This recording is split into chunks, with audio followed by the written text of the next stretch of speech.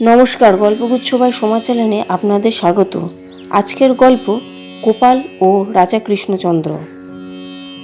একদিন ঘোর বর্ষার সময় গোপাল জুতো হাতে পথ চলেছে। এমন সময় পালকি চড়ে রাজা কৃষ্ণচন্দ্র ওই পথে যাচ্ছিলেন। তিনি গোপালকে দেখে পালকি থেকে নেমে এলেন আর গোপালের জুতোর দিকে ইঙ্গিত করে বললেন, কি গোপাল, পরকাল যে হাতে করে চলেছ, কি ব্যাপার তোমার?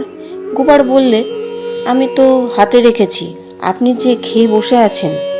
রাজা রেগে গিয়ে বললেন, তুমি আমাকে জুতোখোর বলছো, জানো এর শাস্তি কি? গোপাল বিন্দুমাত্র ভয় না পেয়ে